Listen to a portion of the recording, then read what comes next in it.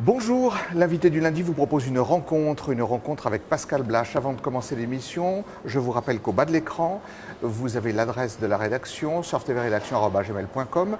Vous pouvez réagir aux propos de Pascal Blache et puis vous pouvez aussi lui poser toutes les questions que vous voulez. Pascal Blache, bonjour. Bonjour. Je suis très heureux de vous avoir sur ce plateau, vous vous en doutez. Merci. Vous êtes le premier candidat de la liste Génération Lyon, donc de la liste Michel Avare, qui vient sur le plateau de Surf TV. Ma première question, mais qui est aussi une question de téléspectateurs, Pascal, quel itinéraire vous avez derrière vous ? Écoutez, moi je suis d'abord salarié dans des groupes, après j'ai été chef d'entreprise depuis 1993, où j'ai créé ma première structure dans le 6e arrondissement, rue des Émeraudes. Et voilà, petit à petit, j'ai créé ces structures, j'en ai développé certaines, cédé, et aujourd'hui je vends des cosmétiques. Vous étiez dans le... Vous avez fait des études dans quel domaine ?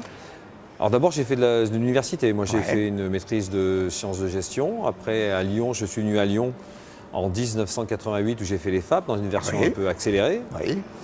Et après j'ai fait une autre formation HEC exécutive mais en formation continue lors de mon premier emploi dans un groupe qui était le groupe Bonnier. D'accord.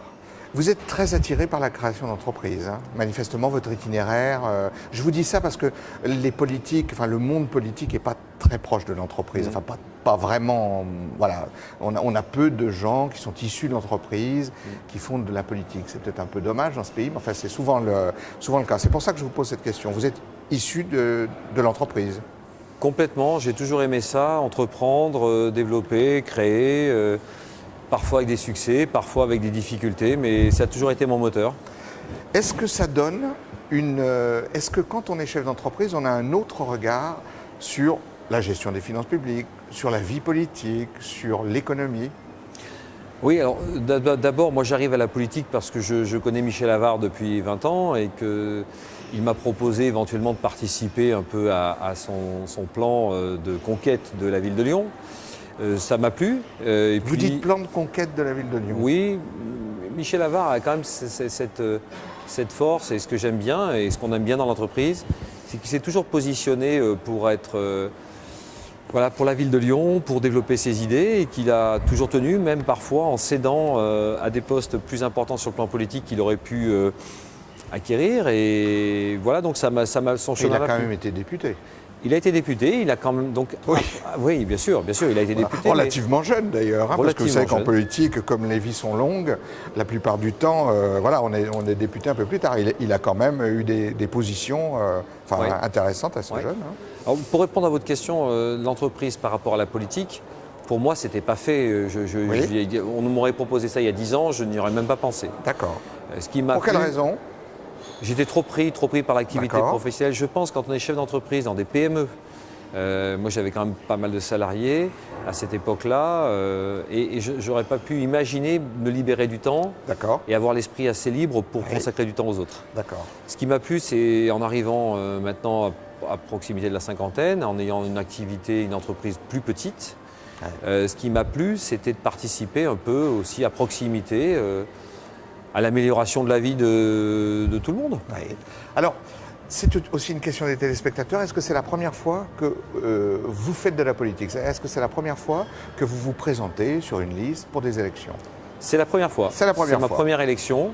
Et là, je suis en campagne, je suis tous les jours sur le terrain et je vois aussi la difficulté comme dans l'entreprise, de convaincre, d'apporter des projets, d'apporter des solutions à des questions de personnes qui vivent dans l'arrondissement notamment. Et souvent, ce sont souvent les mêmes problématiques. D'accord. Est-ce que vous avez un avis, parce que ce sont de très nombreuses questions qui nous arrivent sur la rédaction de Surf TV. Est-ce que vous avez un avis sur le fait qu'il y a beaucoup de chefs d'entreprise qui rejoignent Gérard Collomb ? Oui, alors je pense que... Vous avez pu remarquer, c'est assez spectaculaire. Oui, c'est spectaculaire, j'en connais pas mal d'ailleurs. Je pense que Gérard Collomb les a séduits un peu par une stratégie, en étant en place sur la ville de Lyon, avec une stratégie un peu par le haut, en disant la ville de Lyon c'est mon domaine et de nombreux chefs d'entreprise me suivent, ce que je peux comprendre, quand vous êtes en place, c'est vous qui gérez les projets et c'est vous qui incitez et qui animez.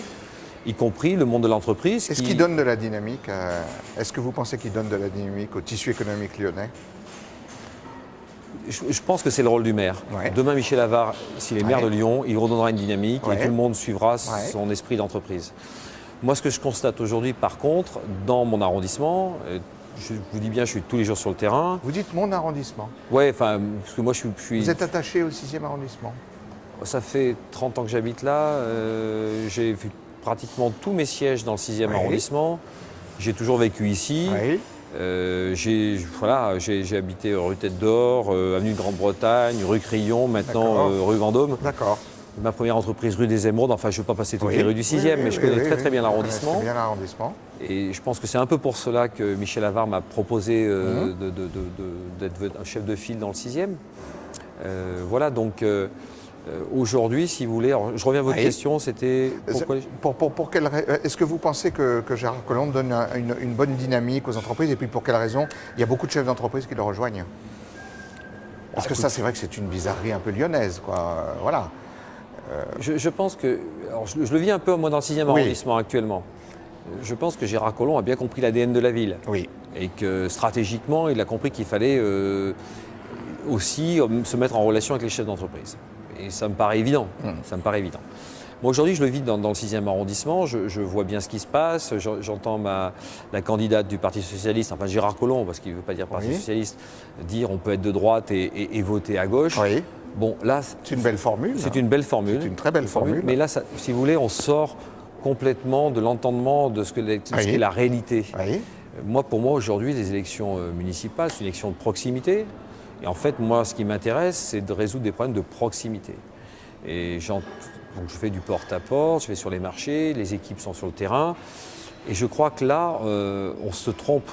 Moi, j'entends plus sur le terrain. Oui. Si on doit parler de politique nationale, Oui, parce qu'on est en train de parler oui. de droite et de gauche, j'entends plus de gens me dire avoir voté pour François Hollande en 2012 Oui. et vouloir voter pour Michel Avare. Bien sûr.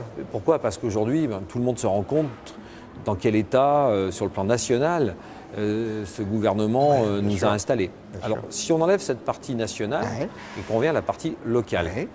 la partie locale, le souci et si vous voulez, les attentes Oui. des habitants, alors je dis dans le 6e, mais c'est Oui. partout pareil, hein, ce sont des problématiques de proximité, l'école, les crèches, Oui. les cantines, la voirie, la sécurité. Et donc dire aujourd'hui aux gens, on peut être de droite et voter par Gérard Collomb, ça ne parle pas. D'accord. Ce qui parle, c'est quel est le contenu du programme. Ça ne peut pas être un programme. C'est pas un programme de dire ça. C'est plutôt Je comprends que quand on est peu inséré dans la vie locale et dans l'arrondissement, on cherche un coup tactique. C'est un coup tactique, mais à mon avis, franchement, ce n'est pas l'objet du jour. Hein. Bon, enfin, en même temps, c'est une formule qui a marché, hein, puisque bon, on connaît les idées de M. Brou, mais enfin, il l'avait dit lui-même en 2008, voilà, je suis sarkozyste et je me retrouve sur la liste de Gérard Collomb. Hein. C'est une chimie qui a surpris au départ et qui a marché. Et qui a fonctionné. Moi, ce que je vois dans le 6e arrondissement, c'est qu'aujourd'hui, quand vous êtes un arrondissement d'opposition à la mairie centrale, c'est plus compliqué. Oui. De faire passer des projets, des projets d'équilibre sur la ville, que lorsque vous êtes du côté de la mairie centrale. Et que la réalité, c'est qu'aujourd'hui, moi je pense, moi je raisonne un peu en tant que chef d'entreprise. Donc ma méthode, elle est plutôt d'être pragmatique et de se poser les questions de l'amélioration de la vie des gens. Voilà. Bon, ça me paraît évident à tout le monde. sûr. Maintenant, quand on prend dossier par dossier et qu'on descend dans le détail, on se rend compte qu'effectivement, il est préférable de monter des bons dossiers et d'être pertinent et d'être en adéquation. Aujourd'hui, si vous voulez, les habitants, moi, ceux que je croise, sont déçus un peu par la politique nationale, ce que je peux entendre avec ce qui se passe. Bien sûr. Mais ils attendent beaucoup de leurs élus locaux pour une amélioration de leur vie au quotidien. Bien le sûr. sujet, il est là et il n'est pas ailleurs. Alors Pascal Blache, ce sont aussi des questions qui nous arrivent sur la rédaction de Surf TV.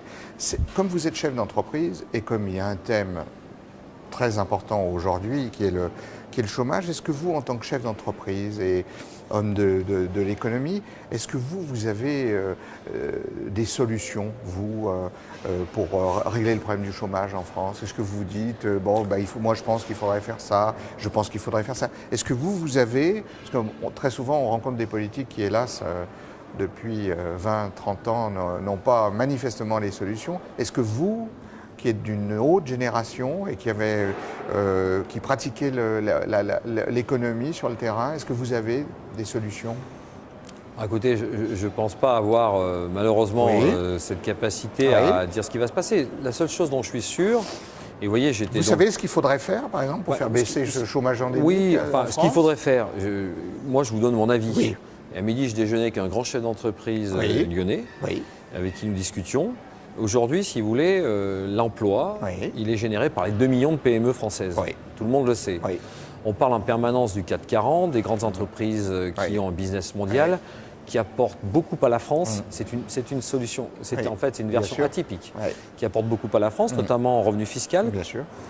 Il faut regarder en fait les choses de manière factuelle. On a 2 millions de PME en France qui sont les entreprises qui génèrent de l'emploi. Donc il faut trouver des solutions pour libérer ces entreprises, pour qu'elles aient envie d'exporter, de développer leurs offres, de conquérir de nouveaux marchés et donc d'embaucher. Le seul problème, c'est qu'en France, on a l'impression, et c'est un peu atypique, moi je voyageais pas mal, c'est un petit peu atypique, on a l'impression que le chef d'entreprise est la personne qui va faire de l'argent sur le dos des salariés. Vous savez quel est le salaire moyen d'un chef d'entreprise PME, toutes PME confondues? Non. 3 800 € par mois. 3 800 € par mois pour prendre des risques, pour développer des offres, pour embaucher, pour parfois apporter des cautions à titre personnel. Il est là le sujet. Donc on a l'impression que nos gouvernants n'ont pas saisi cette opportunité, cette formidable opportunité.